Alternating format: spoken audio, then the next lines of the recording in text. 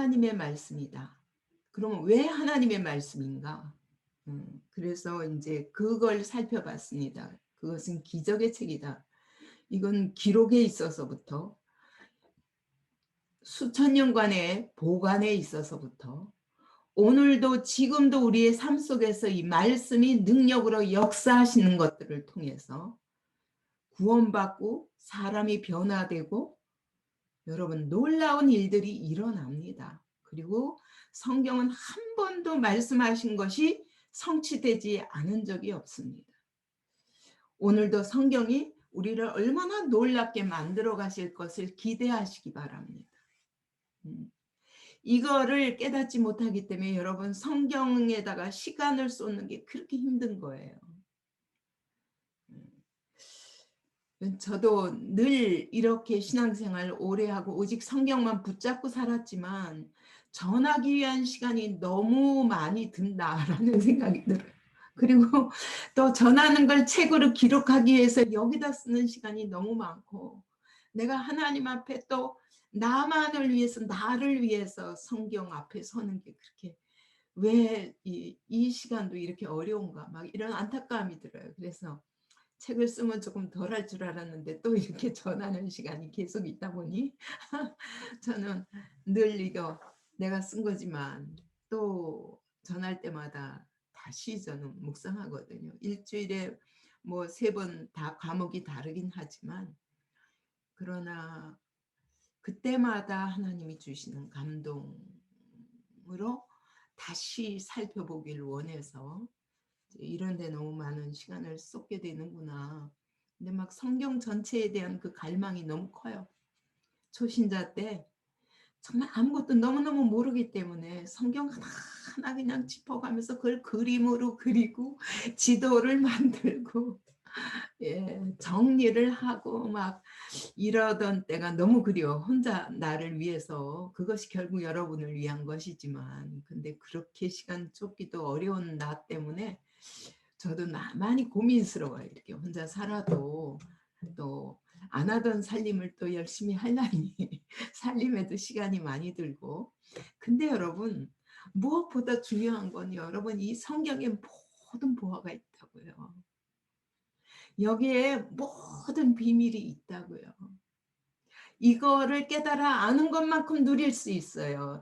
이 성경을 깨달아 아는 것만큼 성경 자체가 예수님에 대한 얘기이기 때문에 예수님이 누구신지 알 수 있어요. 그리고 그분의 마음이 무엇인지 우리를 향해서 계획해 놓으신 그 영광스러운 계획들이 무엇인지 오늘 내게 뭘 주시기 원하시는지 이걸 알 수 있는 것은 여러분 성경을 통하지 않으면 알 수 없습니다. 그래서 성경이 여러분에게 정말 소중해지고 한마디로 영원한 오늘의 과제는 영원한 생명의 책이에요. 왜냐하면 이것을 기록하신 목적이 영원한 생명을 주시기 위해서 그죠? 근데 어떻게 해야 영원한 생명을 얻는가? 그 영원한 생명을 얻는 통로는 예수님이에요. 그래서 예수님을 바로 알아야 되고 그래야 우리가 그 다음에 예수님을 알고 나면 여러분 그분이 나를 위해서 뭘 준비하셨는가 알게 돼요. 이 선물을 받아서 내가 내 삶에서 누려야 되는데 모르기 때문에 못 누리는 거예요. 저는 성경이 없어지면 어떡하나 그게 제일 무서워요. 왜냐하면 언젠가는 성경이 없어지는 시대가 오니까. 그 정도로 지금 온 세계가 반기독교가 장악하고 있습니다. 그것이 나타나는 게 미국 선거예요. 그래서 굉장히 우리는 무섭게 준비해야 됩니다. 이제 이것이 미국이 쓰러지면 그 다음에는 이런 모든 것들이 굉장히 재빨리 올 것입니다. 이게 그림자 정부라고 그래서 이 세력인 내셔널리스트들이 온 세계를 장악해서 지금 온 세계를 우리나라에서 일어나는 일도 똑같아요. 그래서 모든 국가를 무너뜨리고 한 정부를 세우고자 하는 세력이 온 세계를 지금 장악하고 있는데 깜짝 놀랐어요. 이번에 그동안에 트럼프 대통령이 이렇게 대통령을 하고 있는 동안에는 유럽이 꼼짝 못했거든요.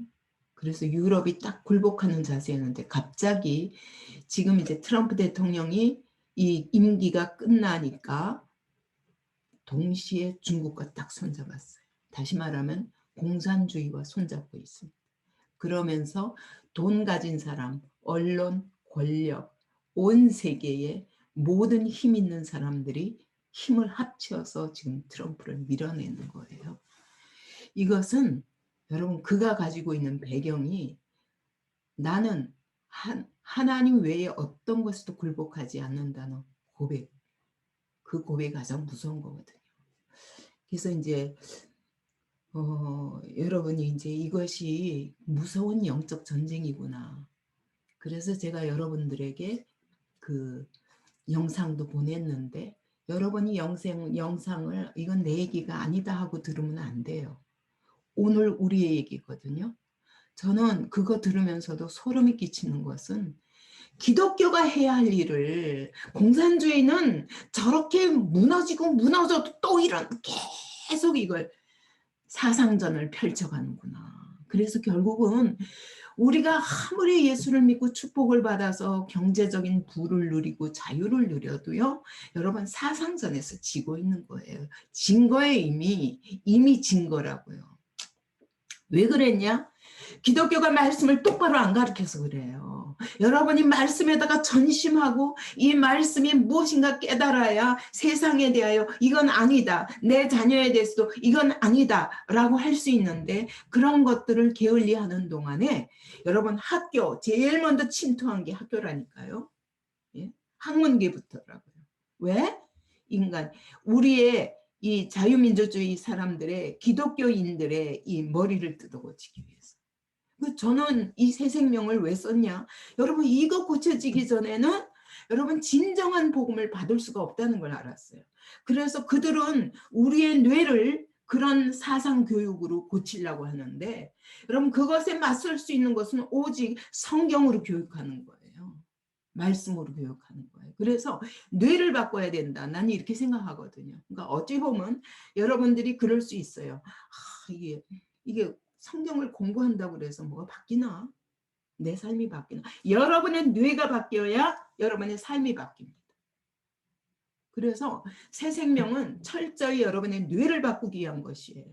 얼마나 비복음적인 것으로, 얼마나 세상적인 논리로 꽉 차 있는지 복음이 들어갈 구멍이 안 생겨요. 그래서 여러분 믿는 것 같다가도 또 쓰러지고 또 세상으로 가고 계속 이러다가 결국은 진 거예요, 지금.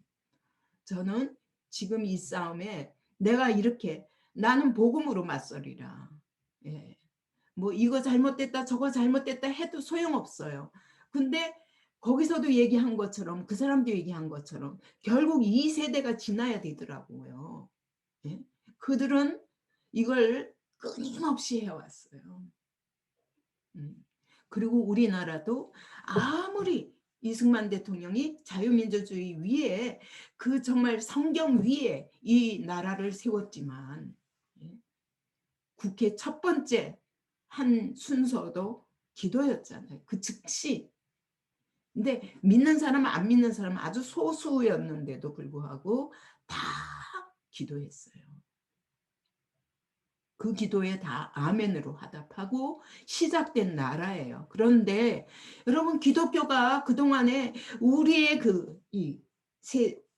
번영 여기에 취해가지고 여러분 하나님의 말씀을 도외시하며 이러다가 결국 지금은 다 가지고도 질 수밖에 없고 무너질 수밖에 없는 자리에 있다는 거 알아야 돼요.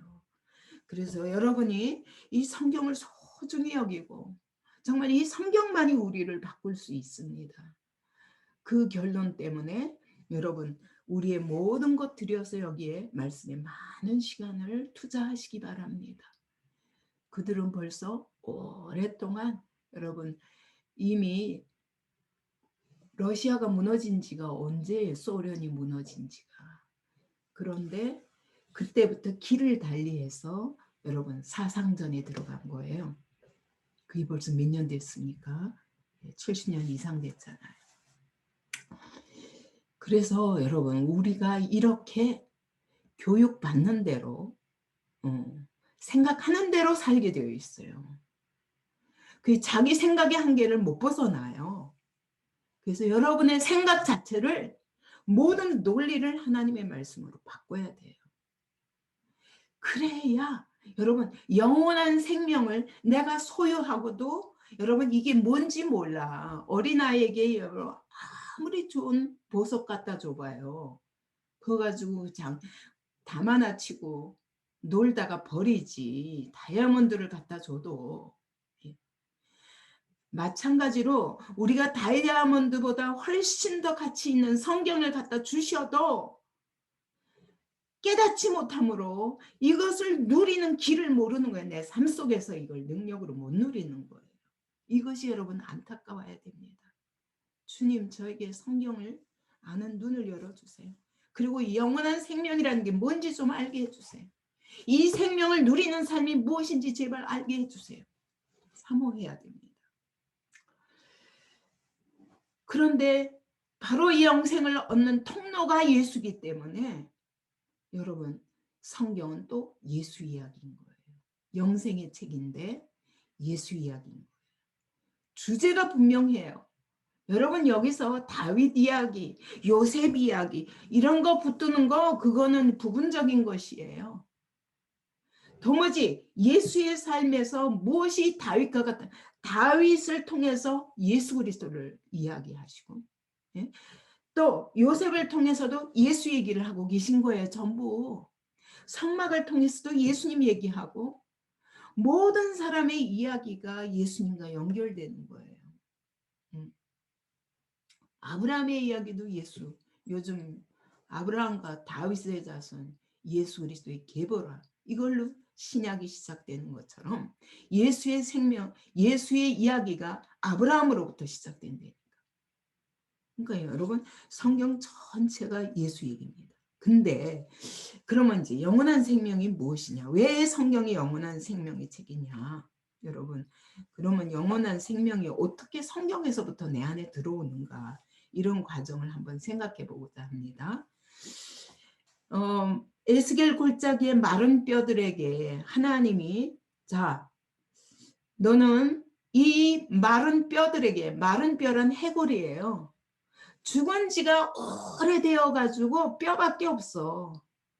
살도 없고 다 말라 비틀어져서 거기는 살아날 소망이 없어. 근데 왜 거기다 비유하시냐? 우리의 영혼이 그렇다는 거예요. 우리의 영혼이 그렇다고요. 그래서 여러분 하나님의 말씀이 마른 뼈들에게 선포되었을 때 생기가 들어가면서 그 뼈들이 벌떡벌떡 일어나서 하나님의 군대를 이루었다는 말은 여러분 우리의 영혼이 마른 뼈들 같아요. 해골 같아요. 하나님이 원래 우리를 흙으로 지으셨어요. 흙은 영어로 하자면 dust, 먼지 가지고 지으셨어요. 여러분 하나님이 없으면 먼지라니까. 해골은 그대로 녹아서 먼지로 돌아가는 거예요. 그러니까 육밖에 없는 인간의 상태, 영혼을 잃어버리고 영혼이 죽은 상태의 이스라엘을 말씀하시는 거예요. 여러분 우리가 오늘 살았다 하나 죽은 자로다. 계시록이 그렇게 말씀하시잖아요. 여러분 나는 살았다고 생각하지만 예수 믿기 전에 죽은 거예요. 그래서 저도 그때는 성경도 다 무슨 뜻인지도 깨달아 알지도 못하면서 뭐 그 말을 들어도 무슨 말인지 하나도 몰랐어요. 그런데 한 가지 성경 다 읽고 나서 아 내가 그동안에 죽었었구나 라는 걸 깨달았어요. 여러분 그래서 성경은 여러분 왜 마른 뼈들에게 하나님의 말씀을 선포하라 하시냐면 육체밖에 없는 인간들에게 하나님의 말씀을 선포할 때 하나님의 생명이 그 안에 들어간다는 걸 영생이라고 말씀하시죠. 그래서 여러분 에스겔에게 말씀하십니다. 자, 말씀을 대언하라.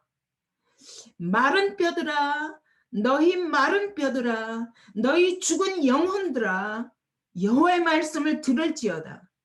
여호와께서 이 뼈들에게 이같이 말씀하시기를 내가 생기를 너에게 들어가게 하리니. 여러분, 말씀하실 때, 자, 여호와의 말씀을 들어라 그러면서 네가 말씀을 들을 때 하나님의 생기가 들어갈 것이다.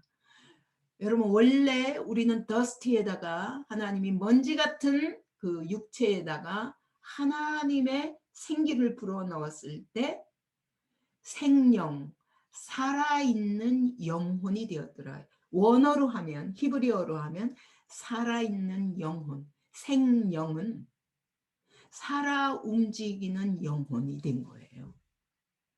그러니까 뭐 했을 때? 하나님의 생기를 불어넣었을 때. 여러분, 그 생기가 성경에 있다고, 담겼다고요. 그래서 여러분, 에스겔 골짜기의 비유는 하나님의 말씀을 들을 때 그냥 말씀을 귀로 듣는 게 아니라 생기가 내 안에 들어온다고 말씀하시는 거예요. 하나님의 생기가. 근데 이 생기가 뭐냐? 성령이에요, 오늘. 하나님의 생기, 하나님의 숨이에요. 그래서 이 성경은 God breathed 그러거든요. 하나님이 숨을 불어넣으신 책이에요.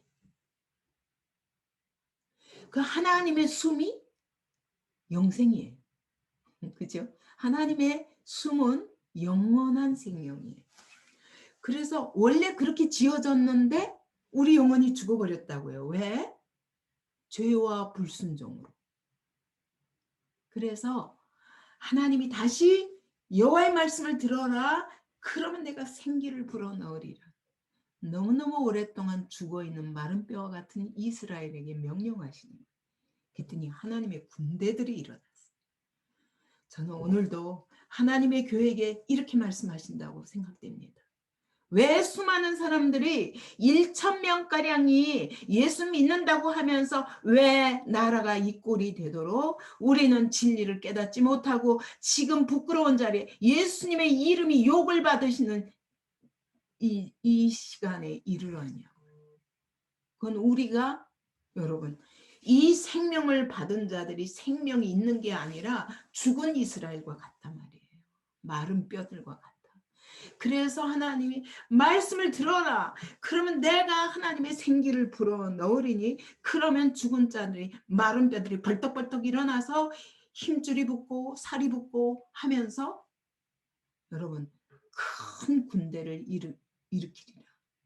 오늘도 하나님은 여러분 온 세계에 이렇게 하나님의 말씀의 생기로 불어넣어진 사람들이 벌떡벌떡 일어나서 여호와의 군대를 이루기를 원하시는구나. 그런 부르심을 느껴요. 지금. 왜? 이 시대가 이렇기 때문에. 이 마지막 때를 저항하고 이겨내기 위한 하나님의 군대를 필요로 해요. 근데 그 길은 뭐냐? 나 같은 평범한 사람이 어떻게 그렇게 쓰임받을 수 있는가? 여러분, 이거는 하나님의 생기가 들어간 사람만 돼. 근데 하나님의 생기는 말씀을 통해서 오는 거예요. 여러분, 그래서 막연히 앉아서 성령님 좀 찾아와 주세요. 저 성령 충만하게 해주세요. 이래가지고 안 돼요. 여러분, 말씀을 계속 들으면서 그 말씀을 붙잡고 기도해야 여러분, 그때 하나님의 생기가 들어오는 거예요. 말씀 없이 성령 받으면 어떻게 되냐? 저는 40년 동안 복음 전하고 수많은 사람들이 성령 체험하는 거 내가 봤어요. 근데요, 말씀 없이 그런 사람 반드시 악한 영이 같이 역사합니다. 그래서 제가 처음에는 성령이 역사하실 때 허용하다가 탁탁 차단하죠. 안 돼. 더 이상 하지 마.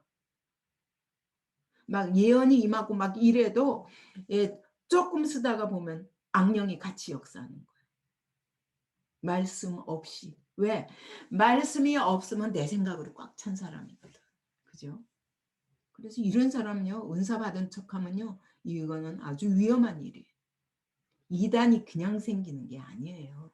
성경이 정립되지 않은 상태에서 은사 받다가 여러분 그러다가 저 뭐야 박태선 장로 같이 예, 이런 이단들이 생기는 거예요.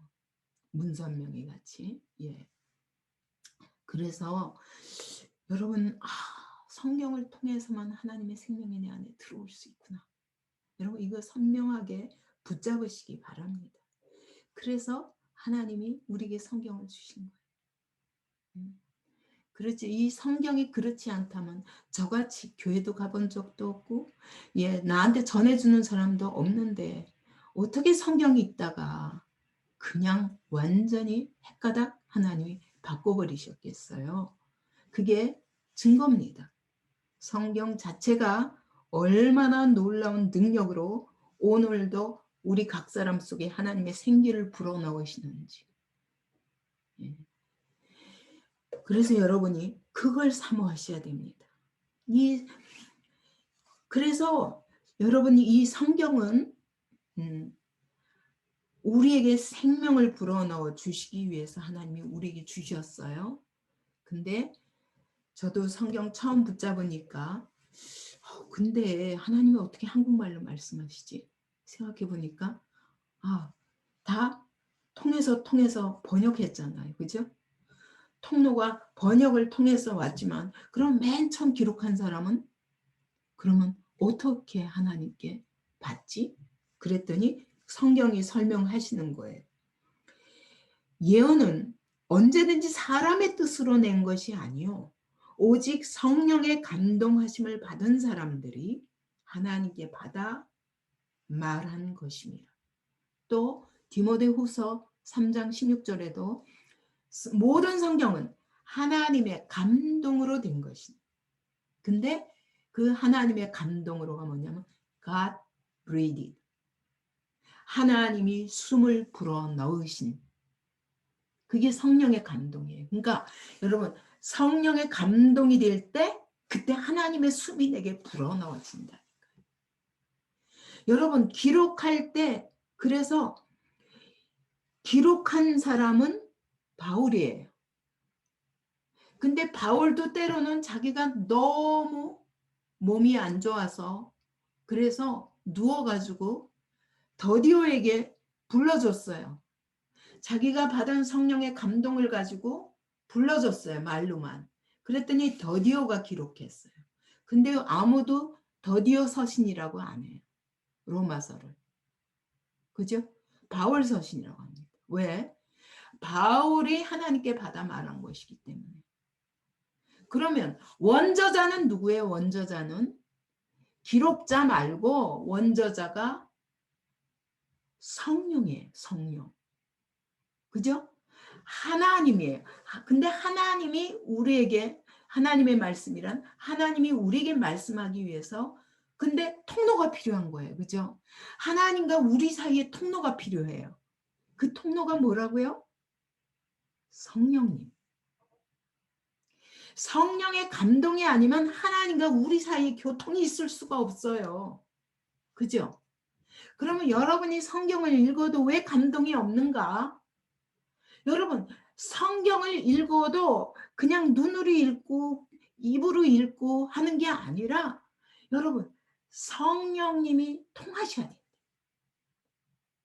그래서 하나님은 여기 성령의 감동으로 성경을 기록하셨는데 그러면 그 기록하신 그 하나님과 하나님의 마음과 만나기 위해서 오늘 읽는 우리 독자들은 어떻게 읽어야 돼요? 어떻게 읽어야 돼요? 눈으로 읽지 말고 귀로 읽지 말고 입으로 읽지 말고 여러분 성령으로 성령의 감동으로 읽어야 돼요. 그죠? 하나님이 우리와 통할 수 있는 유일한 통로가 성령님이시기 때문에. 근데 그 성령님이 언제 역사하시냐? 말씀을 통해서 전달이 된다. 그죠? 그래서 여러분 성경 읽을 때는 진짜 성령님 저 도와주세요. 저도 모르니까 그렇게밖에 하나님 저 이거 깨닫지 못하니까 성령님 저 좀 깨닫게 해주세요. 맨날 성경 읽을 때마다 내가 그게 무슨 뜻인지도 모르고 사실 기도했어요. 그렇게. 왜냐하면 하도 내 머리로는 이해가 안 되니까. 그죠? 그래서 하나님이 성령의 감동으로 불어넣어서 쓰여진 책이다 보니 여러분 그거 읽을 때 같이 하나님이 말씀하신 그것이 바울이 다만 기록했을 뿐이지 나에게 성령의 감동으로 전해진다. 이게 성경이 우리를 변화시키는 그런 놀라운 능력의 통로입니다. 능력의 가정이에요, 이게. 그래서 와, 여기서 성령의 감동이라고 그랬잖아요. 그럼 감동하면 또 우리가 이게 어렵게 느껴져요. 그죠? 그런데 이걸 원어로 찾아보면요. 운반하다야. 성령님이 운반해 주시는 거예요. 하나님의 마음을, 하나님의 뜻을 우리에게 운반해 주신다니까. 여러분 자동차 없이 아니면 비행기 없이 여기서 미국으로 갈 수 있어요? 못 가잖아요. 비행기를 타야 된다니까. 마찬가지로 여러분 하나님의 마음이 왜 내게 안 와닿느냐? 성령의 감동으로 전해지지 않아서 그래요. 그래서 여러분 정말 성령님 도와주세요. 예, 그러면서 성경을 읽을 때 고린도전서 2장에서도 그랬거든요. 하나님이 자기를 사랑하는 자들을 위하여 예비하신 모든 것은 눈으로도 알 수가 없고 귀로도 알 수가 없고 마음으로도 마음으로도 생각할 수가 없어요. 도무지. 하나님이 우리한테 뭘 주시겠다는 건지. 근데 2장 10절에 말씀하시기를 오직 하나님이 성령으로 이것을 우리에게 보이셨으니 성령은 모든 것 하나님의 모든 것, 하나님의 깊은 것까지도 통달하시느니라. 성령님만이 우리에게 이거 전달해 줄 수 있다. 그러면서 하는 말씀이 사람의 영이 아니면 사람의 일을 사람의 영이 아니면 사람 속에 있는 영 외에 누가 알리요? 다시 말하면 사람의 마음을 돼지가 알 수 있냐? 사람의 마음을 사람의 영을 가진 사람만이 사람의 마음을 알 수 있듯이 하나님의 영이 아니면 누가 하나님을 알 수 있겠냐. 예. 개미가 인간의 마음을 아는 것보다 이 인간이 하나님 마음을 아는 게 더 어려울 거야 아마. 어렵기는 마찬가지. 그죠? 근데 워낙 우리는 다른 것들처럼 만물들처럼 그렇게 무조건적으로 하나님께 순종하는 종류가 아니라 거역하는 영이다 보니 여러분 더 어렵다니까. 그래서 만물보다 거짓되고 심히 부패한 것이 사람의 마음이라 그래요. 그래서 여러분 성경 깨달으려면 도와주세요. 막연히 읽지 마세요. 성령님 내 눈을 열어주세요. 하나님이 나를 위해서 예비하신 모든 것 보게 하여 주옵소서. 깨닫게 하여 주옵소서. 그래서 여러분 이 성경은 우리에게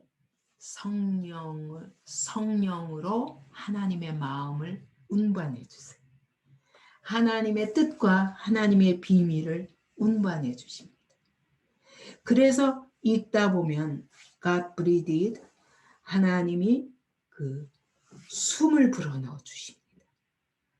그러면 여러분 하나님이 숨을 불어넣어서 우리 안에 뭘 주시냐? 하나님의 영을 부어주시는 거예요. 그죠? 그래서 성령님, 하나님의 영, 처음부터 하나님이 생기를 불어넣으시니라 했을 때 그 생기가 바로 하나님의 영이었던 것처럼 이 완전히 하나님의 영이 떠나셨었잖아. 우리가 불순종해서. 근데 다시 하나님의 영이 내 안에 들어오시면서 회복되는 거예요. 이걸 가리켜서 성경은 뭐라고 그러냐? 에스겔은 새 마음, 새 영이라고 그러는 거예요. 내 이전 마음이 아니라 여러분의 마음이 아니라 나 강명희의 마음이 아니라 나 이재희의 마음이 아니라 하나님의 마음이 내 안에 들어온다. 그래서 이걸 가리켜서 에스겔은 에스겔 36장에서는 새 마음, 새 영, 새로운 영이 내 안에 들어오는. 누구? 하나님의 영. 사람의 영으로 살던 사람이 하나님의 영이 내 안에 들어오는 거. 그때 에스겔서는 뭐라고 말씀하시냐면 새 마음은 부드러운 마음이라. 거역하던 마음이 갑자기 부드러운 마음으로 바뀌어요.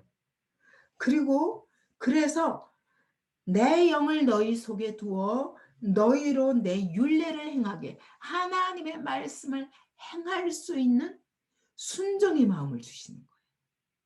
거역하던 마음이 하나님께 굴복하고 하나님의 마음을 받아들이고 그 사랑에 녹아서 하나님의 뜻대로 살고 싶은 소원과 행할 능력을 부어주신다. 이게 하나님의 영이 들어오시는 통로예요. 예, 성경을 통해서 이 일이 일어나는 거예요.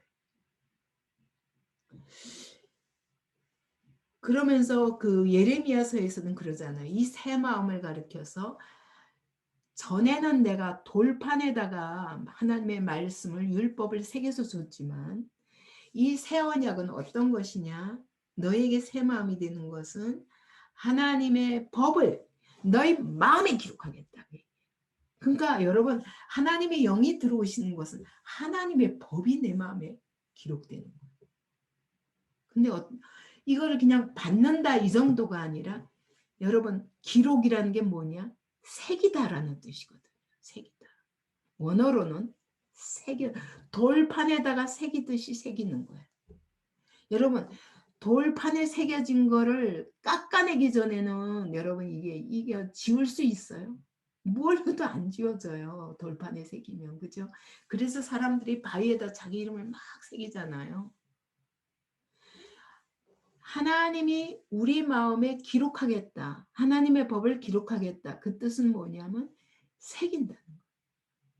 그래서 하나님의 성령이 들어오셔서 하나님의 법이 내 마음에 팍 새겨져 버리면 지울 수가 없어요. 그죠? 지울 수가 없어요. 그래서 여러분 성령께서 이와 같이 역사하사 내 마음에 하나님의 법이 확 기록되게 하신 다음에는 하나님 도장 찍으신 거예요. 아무리 이거 잠깐은 불순종할 수 있어. 근데 괴로워서 못 견디겠어. 기록되었기 때문에.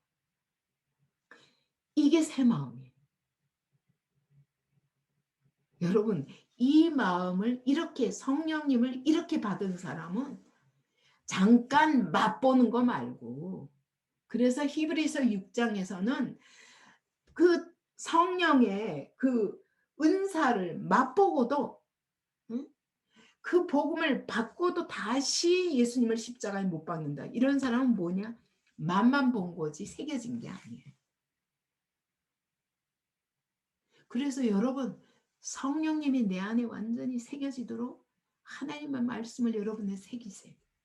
그래서 우리가 아이들을 어려서부터 그렇게 키우기 위해서 태플린을 시키는 거예요.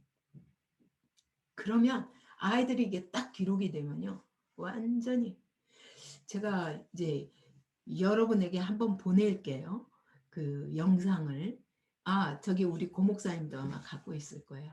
지금 세계 태플린 협회에서 한 아이가 여러분 3살짜리가 예, 성경을 다 외우는 거예요. 지금 같이 우리하고 똑같이. 이 어른들도 힘든 걸 하는데 너무너무 애가 또박또박 하는 거예요. 그래서 마태복음을 이미 다 외웠기 때문에 얘가 마태복음 1장에서 나오는 모든 사람의 그 족보, 우리가 딴 거보다 족보가 제일 힘들잖아. 그죠? 무엇보다 족보가 힘든데 이 아이가 족보를 다 외워서 그 사람 아버지는 누구고 그 사람 아들은 누구고 다 아는데. 그러면서 그 엄마가 진짜 맞다. 하나님의 말씀을 먼저 새겨야 된다. 새겨지면요. 이게 뇌에 딱 박혀서 얘한테는 아무리 무슨 말을 해도 여러분 성경이 아닌 것은 안 통하게 돼 있죠. 3살 때부터 그러니까. 근데 우리가 얼마나 예, 아유, 저렇게 어린 아이를 가지고 저렇게 혹독하게 처음에 그게 들어갈 때는 얼마나 힘들겠어요. 애 어른 다 고생하죠. 그러나 새겨지면, 한 번 새겨지면 모든 것이 첫 번째 들어간 지식이 중요하다고요. 근데 우리는 예수님을 알기 전에, 성경을 알기 전에 거짓된 정보들과 지식들이 우리 안에 완전히 꽉 새겨져 있어. 수십 년 동안. 이거 바꾸기가 얼마나 힘들게. 그래서 여러분, 하나님의 말씀은 애쓰고 힘쓰지 않으면 절대로 여러분 심령에 새겨지지 않습니다. 성령님이 오셔서 이렇게 도장을 찍으시기까지 여러분, 그것도 이스라엘 백성들은 그 약속을 붙잡고 열흘 동안 안 먹고 안 자고 막 계속 기도만 하면서 전심으로 성령 세례를 구한 사람들이 받았어요. 그렇죠? 그래서 여러분, 하나님의 생기가 우리 안에 들어오시면 마음이 바뀐다니까요. 완전히 생각이 바뀐다니까요. 생각이 바뀌어야, 그래야 여러분 정말 내가 생각대로 사니까. 안 그러면 계속 이게 새겨지기 전에는 계속 마귀가 와서 진짜야? 왜 그래? 하나님 왜 그래? 계속 그러고 조롱하거든요. 그것 때문에 사람들이 혼돈돼서, 우리 청년들만 해도 그래요. 제가 청년에게서부터 시작했다가 어린아이까지 갔잖아요. 왜? 청년들을 바꾸는데 그래도 어른들보다 이미 결혼해가지고 세상에서 쩌던 사람보다 낫다 그러고 붙잡고 대학생부터 시작했는데 이미 형성된 20년 이상 형성된 것을 빼낸다는 게 얼마나 어려운가. 예. 그래서 점점 내려가다가 결국 아이의 모태에서부터로 결론이 난 거예요. 그만큼 우리 안에 그 거짓말들이, 수많은 세상의 거짓말, 마귀가 심어준 거짓말들로 꽉 차 있다는 거 알아야 돼. 그래서 말씀에 의문을 가지면 끝까지 해결하세요, 여러분. 끝까지 해결하세요. 대충 하고 에이 뭐 이렇게까지 살아야 되나 하지 마시고 끝까지 찾아가서 여러분 완전히 새 마음으로 바꿔야 됩니다. 그래서 하나님이 우리 마음속에 하나님이 율법을 기록하신다고 하신 것이 성령의 역사예요. 그렇기 때문에 성령의 역사는 말씀이 기록되는 것부터가 먼저예요. 하나님의 원리, 하나님의 원칙, 하나님의 기준, 그 자체가 우리 가슴에 꽉 새겨져 버리는 것입니다. 그러면서 비로소 알게 돼요. 아, 내가 여태까지 속았네. 내가 속아 살았네. 이게 거짓말이었네. 나도 그랬거든요. 성경 읽고 나서 제일 먼저 나는 원래 예수 믿기 전에 인생은 허무하다. 그러므로 뭘 해도 죽음으로 끝나는데 뭘 해서 무슨 소용이 있는가. 하고 싶은 게 없어요. 가고 싶은 대학이 없어요. 그래서 기껏 선택한 게 그럼 외국이라도 가서 철학부터 해보자. 그리고 독일 가려고 그러다가 아버지의 무서운 반대에 1년 동안 부딪혀서 재수하고 다시 아버지가 원하는 학과에 들어갔지만, 그러고 나서도 그래서 나는 그 공부를 거의 안 했어요. 학교에서 뭐하러 이 자리를 차지하고 여기 와서 이 학교에 앉아있냐. 수많은 사람들이 이 자리 바라보고 있는데 너는 이 자리에 앉아서 뭐하냐. 싫은 거 어떡해. 여러분, 그런 내 인생에 아무 의미가 없었기 때문에 내가 하는 모든 일이 다 무의미했어요. 그래서 살 가치가 없다. 40세 이상 사는 것은 죄다. 더 죄를 늘릴 필요가 있냐. 그 전에 죽지. 뭐 이런 무서운 생각들을 갖고 있었다니까요. 그런데 제가 예수 믿고 나니까 속았구나. 내가 속았구나. 예수를 모르니까 답이 없지. 그래서 그러면 내 안에 있는 이 거짓말들을 어떻게 다 하나님의 진리로 바꿀 수 있을까? 이게 나의 최고의 소원이었어.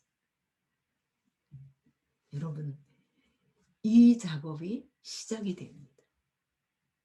그래서 말씀을 사모하며 계속 말씀을 읽게 돼요. 예, 이 모든 내 안에 있는 거짓들을 진리로 바꾸는 작업. 그러다 보니까 핵심이 뭐냐? 예수님이었구나. 예수님이었구나. 답이 예수님이었구나. 그래서 예수님이 나의 주이십니다. 라고 고백하게 되는 거예요.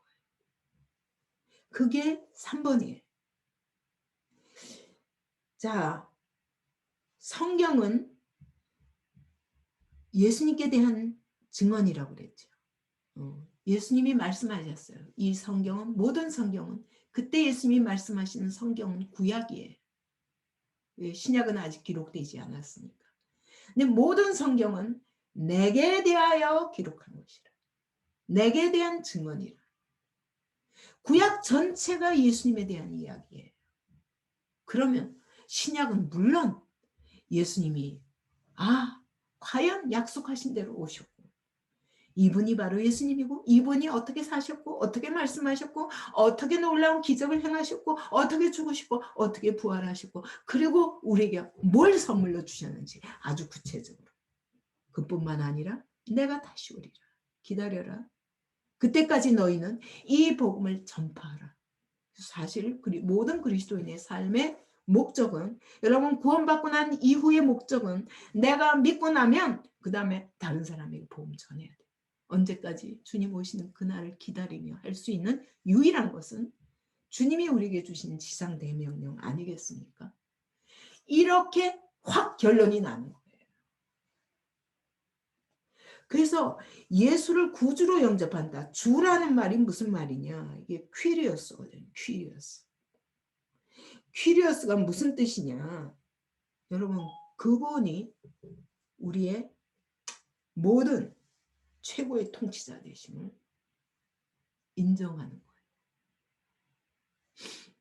그래서 이 예수를 구주로 이렇게 인정하게 되기까지 누구의 도움이 있다? 성령님의 도움이 없이는 할 수가 없어요. 그래서 고린도전서 12장 3절은 하나님의 영으로 아니하고는 성령으로 아니하고는 누구든지 예수를 주시라 할 수 없느니라. 여러분 이와 같이 앞에서 성령님의 역사에 의해서 예수를 깨닫게 되는 거예요. 그분이 최고의 통치자구나. 그분이 인생의 답이구나. 그분 외에 어떤 것도 이 세상에 권위를 주장할 수 있는 것이 없어. 예수가 최고의 권위야. 만약 예수가 최고의 권위였다면 오늘 교회들이 목사들까지도 이렇게 둘로 나뉠 수 있어요? 없죠. 없죠. 이것이 우리가 예수가 진정으로 입으로는 고백했지만 주가 아니라는 증거예요. 수많은 교회가 있고 수많은 목사가 있고 수많은 그리스도인들이 있지만 정말 예수 외에 그 어떤 것도 우리를 굴복시킬 수 없는 최고의 권위의 자리에 그분을 두신다면 근데 그 일이 어떻게 일어나냐? 성령님의 역사가 아니면 깨달을 수가 없어요. 이것을. 그래서 여러분이 교회는 수십 년 다녀도 예수가 누구신가 제대로 모르고 그분께 내 모든 삶의 주권을 드리고 그분이 오늘 우리에게 약속하신 것을 내 삶 속에서 누리는 것까지 못하고 있는 거예요. 그래서 그죠? 그러니 이건 너무 안타까운 일이죠. 그래서 여러분이 성경을 읽을 때는 무조건 성령님 도와주세요. 예. 그리고 깨닫게 해주세요. 주님의 마음을 알게 해주세요. 주님의 기이한 법을 깨닫게 하여 주옵소서. 여기 어마어마한 비밀들을 성경에 담아놔도 어떤 사람은 그 성경을 캐다가 최고의 의사가 되고 최고의 역사가가 되고 최고의 예술가도 되고 최고의 문학가도 되고 최고의 정치가도 되는 거예요. 링컨 같은 사람도 딱 한 구절 남자나 여자 유대인이나 이방인 모든 사람이 그리스도 안에서 차별이 없다라는 것 가지고 그리스도 안에서 다 자유케 했는데 노예가 어딨냐? 이거 하나 가지고요. 미국을 전혀 다른 나라로 만들지 않았어. 자기는 비록 죽었지만. 여러분,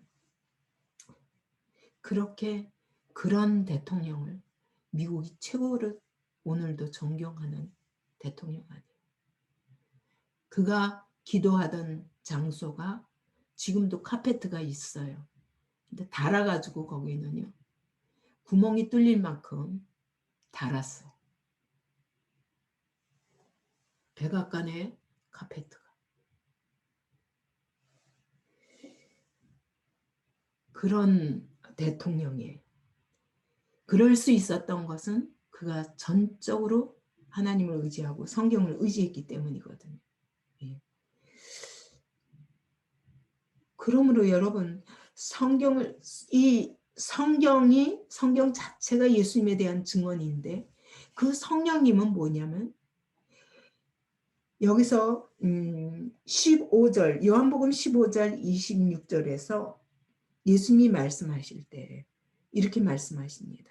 자, 아버지께로부터 나오시는 진리의 성령이 오실 때에 그가 나를 증언하실 것이요. 누가 또 증언한대요? 성경이 예수님에 대하여 증언하시고, 그 다음에 성령님이 예수에 대하여 증언하시는 진리의 영이라는 거예요. 그러므로 이 말씀과 성령이 동시에 일하실 때 우리 안에 예수가 과연 그리스도구나, 이걸 깨닫게 됩니다. 그래서 주로 시인하고, 여기서 이제 증언의 영이라고 그랬는데, 증언은 이 헬라어로 말하면 마르튀르,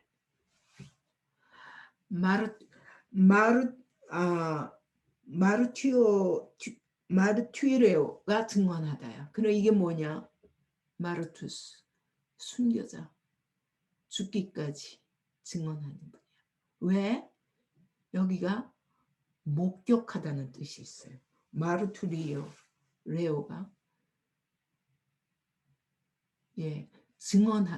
목격하다는 뜻이 있어요. 다시 말하면 증인은 목격자라야 돼. 여러분, 목격자라야 돼. 그러니까 증언한다는 게 그냥 증언이 아니라 목격자가 하는 증언이야. 그렇기 때문에 이거는 법적 효력이 있어요. 우리가 그냥 나는 이렇게 생각한다, 주장하는 것 가지고 법이 통하지 않아요. 그러나 내가 목격자다 할 적에는 이건 절대적인 증언의 효과가 있거든요. 그것처럼 그것은 성령님이 바로 진리의 증언자야. 그분은 목격자야. 하나님 자신이시니까. 그래야 여러분, 오늘 나에게 예수님이 누구신가가 정확하게 증언되는 거예요. 자, 그러면 그 다음에 어떻게 되냐? 그때 여러분, 그때 하나님의 성령이 내 안에 들어와서 역사하실 때 드디어 하나님의 생명을 얻은 것이. 왜? 예수를 주로 시인하고 영접하기 때문에 뭐가 일어난다? 영생이 들어와요.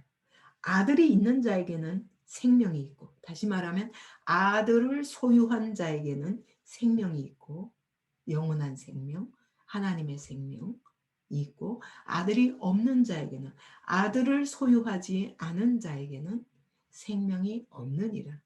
그러므로 여러분, 오늘 교회 안에도 아들을 소유한 자가 있어요. 그 사람은 생명 있는 그리스도인이에요. 그러나 교회는 다니지만 아들의 생명이 없을 수 있어요. 왜? 아들을 소유하지 않았기 때문에. 예수님을 내 마음에 모시고 살진 않아. 그런 사람에게는 생명이 없는 거예요. 그래서 생명 있는 그리스도인과 생명 없는 그리스도인, 이게 있는 거예요. 근데 성경을 통해서 예수가 누구신가를 성령께서 증명해 주실 때 그 생명이 내 안에 들어옵니다. 그때 비로소 주로 시인하게 돼요. 이 퀴리오스는 최고의 권위자, 예수님을 나의 인생의 최고의 권위자로, 아무도 그 위에 있을 수 없어. 나 외에는 다른 신을 내게 섬기지 말지어다 라고 말씀하신 것처럼 예수 외에는 아무것도 없어요. 최고의 통치자요. 나를 다스리는 분이시요. 내 인생의 최고의 권위자이십니다. 그러면 여러분, 성경을 통해서 내가 예수님의 모든 가치관대로 여러분 순종할 수 있죠. 그죠? 그래서 정말 마음으로 그분을 영접합니다. 그 여기서 입으로 시인한다는 건 뭐냐? 인정하고 계약을 맺는 걸 말해요. 그러니까 우리는 그냥 내가 입으로 내 마음은 안 그런데도 네 믿습니다. 이러면 이것은 진짜 이 원어가 말하는 시인이 아니에요. 이 시인은 뭐냐? 계약하는 단계, 약속하는 단계. 그분과 나와 계약을 맺어요. 어떻게? 그분이 내 인생의 최고의 주라고. 최고의 권위자라고. 그리고 마음으로 믿어. 그 얘기는 믿으면 그 얘기는 뭐냐? 마음에 그분을 모셔서 그분께 모든 주권을 맡기면 그런 뜻이에요. 그러니까 여러분 입으로 시인하고 마음으로 믿는다는 게 우리가 이게 여기에 대해서 참 우리 말처럼 가볍게 생각하거든요. 근데 원어는 너무 선명해요. 인정이 그냥 인정이 아니라 계약을 맺는 인정이다. 약속을 맺는 인정이다. 주님과 나와 관계를 계약서를 썼어요. 그뿐만 아니라 자 맡기는 거예요. 계약서를 썼으니까 이제 내 계약서 쓰고 나면 내 집이 아니라니까. 내 인생이 내게 아니라니까. 그래서 예수님께 다 맡기는 거예요. 그게 영접이에요. 그러면 영생 곧 하나님의 생명. 영생은 하나님의 생명이 내 안에 들어오시는 거예요. 그래서 그때부터 내가 아니라 하나님이 내 안에 사시는 삶을 살게 되는 거죠. 그럴 때 그 다음에 예수를 죽은 자 가운데서 살리신 것을 여러분 이 세상에 죽은 자 가운데 살리신 분이 있어요? 죽음 가운데서 일어난 분이 있어요? 그 얘기는 이분이 바로 하나님의 아들이구나 그 얘기예요. 이분 외에는 다른 분이 없어요. 그것을 내 마음에 믿으면 그러면 여러분 사람이 이 마음으로 믿어 의에 이르고 그랬어요. 그분에게 맡겨야 여러분 의에 이르죠. 근데 이 의는 어떤 의인가? 내가 행동으로 하는 의를 말하는 게 아니라 하나님이 받으실 만한 조건을 의라고 말해요.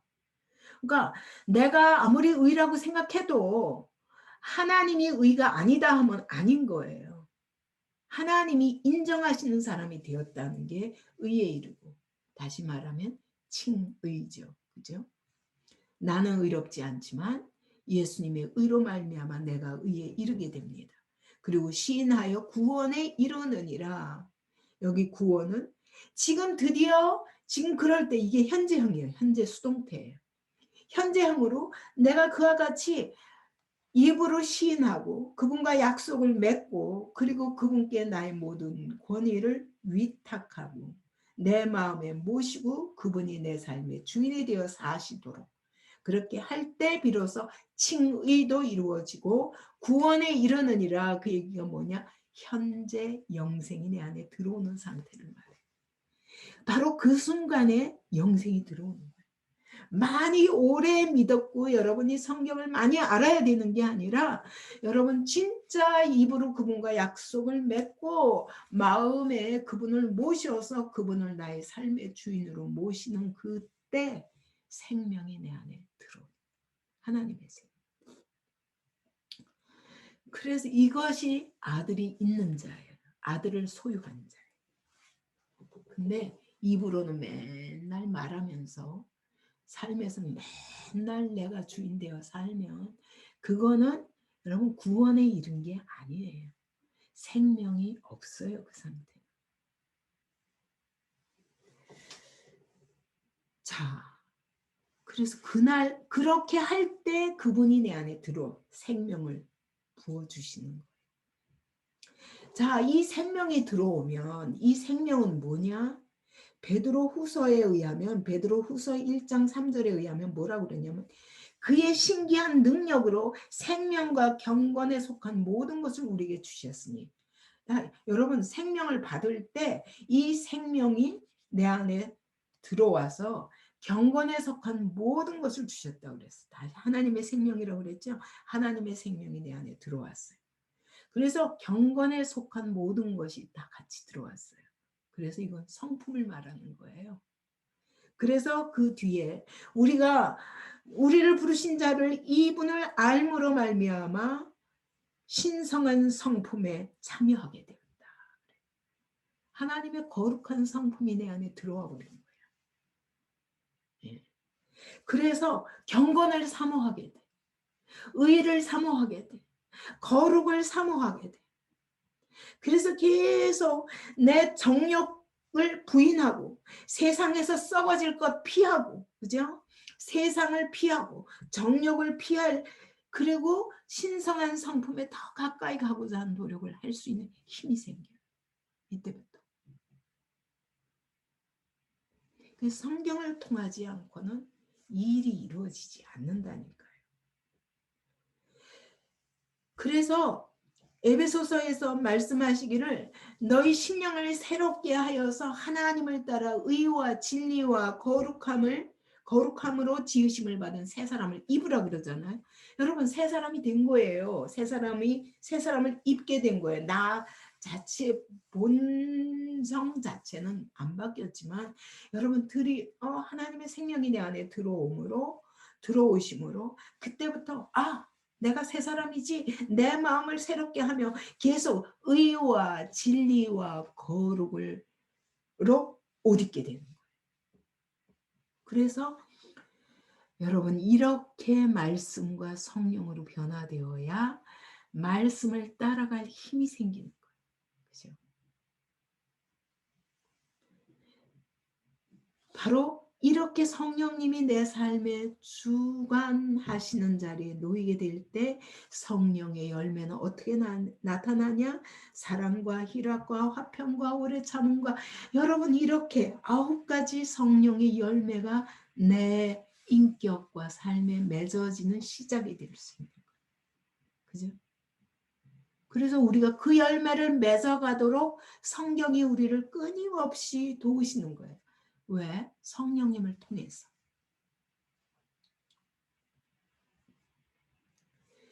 그러다 보니 여러분 하나님의 생명이 내 안에 들어왔어. 그러면 어떻게 됩니까? 준호 안에 누구 생명이 있어요? 응? 아버지의 생명이 있죠. 그죠? 아빠의 생명, 엄마의 생명이 들어왔기 때문에 준호가 난 것처럼 여러분 우리가 이게 하나님의 생명이 내 안에 들어왔기 때문에 뭐가 됩니까? 하나님의 자녀가 되죠. 하나님의 아들이 되고 하나님의 딸이 되고. 그러니까 여러분 이 생명이 없는 자는 교회 다닌다고 그래서 하나님의 자녀가 아니에요. 이 생명을 받아야 하나님의 자녀죠. 그래서 이게 성경을 주신 목적이 뭐냐? 여러분 디모데후서 3장 15절부터 17절까지 어려서부터 성경을 알았나니 디모데가 그랬어요. 비록 이방인이에요. 아버지는 이방인이에요. 근데 어머니가 유대인이에요. 그래서 어려서부터 성경을 알았어요. 그래서 어느 날 바울을 만나게 되었을 때 그가 완전히 헷가닥 바뀌어서 바울의 제자가 되죠. 그가 말합니다.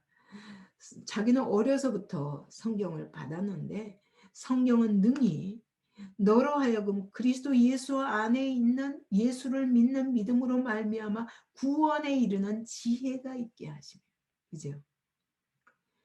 성경을 통해서 드디어 내가 거룩에 이르고 온전한 구원에 이르는 길이 무엇인가를 깨닫게 되는 지혜를 얻게 돼. 뿐만 아니라 성경이 날마다 성령의 감동으로 나를 교훈하세요. 책망하세요. 또 교훈해도 못 들으니까 책망하시는 거죠. 책망해도 내 힘으로는 안 돼요. 그걸 교정해 주세요. 바르게 함과. 그것도 곧대곧대 그러니까 안 돼요. 계속 훈련해야 돼요. 의로 교육하기에 유익한. 그래서 나를 의인으로 만들어 가시는 거예요. 그게 성경을 통해서 이루어져요. 그러니까 여러분, 이 성경이 아니면 온전한 사람이 될 수 없어요. 은혜를 아무리 받아도. 제가 40년 동안 복음 전하면서 가장 안타까운 사람들이, 여러분, 하나님의 말씀을 무시하고 성령과 기도로만 사는 사람들이. 그렇기 때문에 정확하지 않아요. 마귀 역사가 많아요. 그 성경을 알지 못하기 때문에 여러분, 자기는 이게 하나님의 뜻이다 말하지만 인격이 온전해질 수가 없더라고요. 그 삶도 온전해질 수가 없어요. 근데 성경은 우리를 이와 같이 계속 교훈하시고 책망하시고 바르게 하시고 의로 훈련을 계속 하시면서 우리의 인격을 온전하게 만들어가요. 하나님의 사람. 그리고 모든 선한 일을 하기에 유익하게 선한 일을 행할 능력을 주신다. 여러분, 인격과 능력, 그럼 다 되죠. 그죠? 이게 길이에요. 이게 하나님이 우리를 바꿔가시는 길이에요. 그래서 성경을 통해서만 여러분 정확하게 하나님의 사람으로, 하나님의 자녀로 성숙해져 가는 거예요. 구원에 이르도록 주님 오시는 날까지 이 걸음을 지속할 수밖에 없어. 왜? 하나님의 법이 내 가슴에 이미 새겨져 버렸기 때문에 지울 수가 없어. 그래서 성령님 쫓아가게 돼. 다 거꾸로 가다가도 또다시 일어나서 가고 그럴 수 있는 힘이 바로 이 성령의 인에 있는 거예요. 그러다 보니 여러분, 우리가 믿고 나면 하나님의 약속을 믿고 순종합니다. 그런데 고난이 와요. 왜 오는 거예요, 이 고난이? 하나님이 나를 하나님의 자녀 삼았으면 우리를 막 100배나 복을 주신다고 그랬고 뭐든지 이길 수 있게 하신다고 그랬는데 왜 고난이 오냐?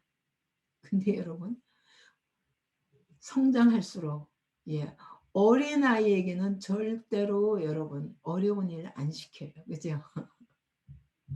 그런데 잘하면 잘할수록 공부의 무게도 점점 더하여 가고, 여러분, 우리가 마땅히 사람으로서 인격적으로 다듬어져야 될 부분이 계속 다듬어져야 돼요. 그죠? 그래서 자녀를 처음에는 예쁘다 예쁘다 안고 뭐든지 그냥 다 허용하다가 나중에는 차츰 이건 안 되겠다 하면 매도 들고, 여러분 계속 징계하고 훈련하고 이러면서 여러분 온전한 사람 만들어가기 위해서 하듯이, 더군다나 여러분 이 세상에 저기도 기업가들도 자기 기업을 여러 자녀 중에서도 특별한 사람 맡길 거 아니에요. 그러면 여러분 상속자로 세우면 이 아이가 상속자다. 그러면 어떻게 훈련시키냐? 바닥부터 훈련시켜요. 바닥부터. 그래야 이 모든 것을 감당할 저기가 있기 때문에 그런 고루고루 배울 수 있잖아요. 그래서 재벌들이, 현명한 재벌들은 자기 자녀를 저 바닥에서부터 시작하게 합니다.